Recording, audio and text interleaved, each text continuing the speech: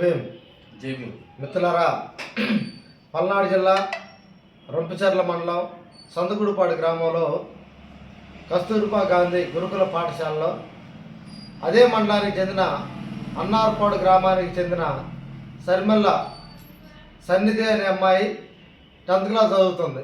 ఆ అమ్మాయి ఆ స్కూల్ ఫస్ట్, బాగా చదువుల తల్లి. ఆ అమ్మాయికి 10వ తరగతి పరీక్షలకు 10 రోజుల ముందుగా జ్వరం వచ్చింది.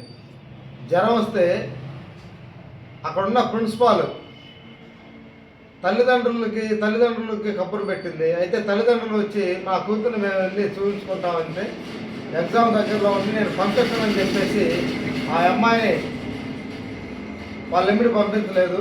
సరే పంపించకపోయినా అక్కడ వైద్యం కూడా చేయించకుండా చాలా నిర్లక్ష్యానికి గురి చేసింది. ఈరోజు ఆ అమ్మాయి కామెర్లతో బాడీ మొత్తం ఇన్ఫెక్షన్ వచ్చి లోపల బాడీలో ఉన్న పార్ట్లు మొత్తం చెడిపోయి సాగు బతుకుల మధ్య కొట్టుమిట్టాడుతున్న పరిస్థితి. గత 4 నెలల నుంచి కూడా హాస్పిటల్ చుట్టూ తిరుగుతూ ఉన్నారు.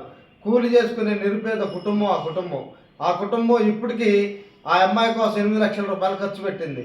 అన్ని టెస్టులు చేసిన తర్వాత ఈరోజు అక్కడ హాస్పిటల్ వాళ్ళు ఈ అమ్మాయి ఇక్కడ కాదు హైదరాబాద్లోని అపోలో హాస్పిటల్కి తీసుకెళ్ళండి, 15 లక్షల రూపాయలు ఖర్చు అవుతాయని చెప్పేసి చూస్తున్న పరిస్థితుల్లో ఏ రోజుకి ఆ రోజు కూలి చేసుకొని బతికే వీళ్ళు ఇప్పటికే తన స్తోమతకు మించి 8 లక్షల రూపాయలు ఖర్చు పెట్టారు.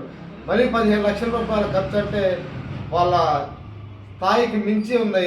మిత్రులారా, ఈ కుటుంబాన్ని ఆ చదువుల తల్లిని ఖచ్చితంగా ఈ ప్రభుత్వం ఆదుకోవాలని చెప్పేసి బహుజన్ సమాజ్ పార్టీగా మేము డిమాండ్ చేస్తూ ఉన్నాం.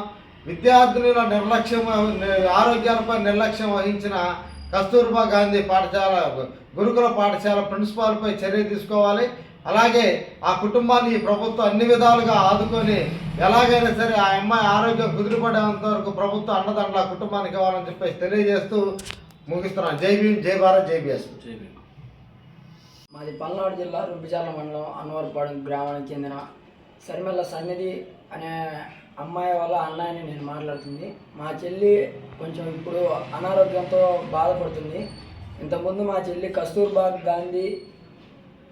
గాంధీ గురుకుల పాఠశాలలో సంతగుడిపాడులో చదువుతుంది. అక్కడ ఏమైందంటే మా అమ్మాయి 10th క్లాసు ఎగ్జామ్స్ ముందు జ్వరం వచ్చిందని మాకు ఇన్ఫార్మ్ చేస్తే మేము అక్కడికి వెళ్ళాం. ఇమీడియట్గా వెళ్ళి మేము చూసి ఇంజక్షన్స్ అయితే తెచ్చుకొని వస్తామంటే మేడమ్స్ పంపించకుండా వాళ్ళ నిర్లక్ష్యం వల్ల ఇవాళ రోజున మా చెల్లి అనారోగ్యంతో పూర్తిగా నశించి ఒళ్ళంతా ఇన్ఫెక్షన్ వచ్చి కామెరలతో నిండిపోయి అమ్మాయి బాధపడుతుంది.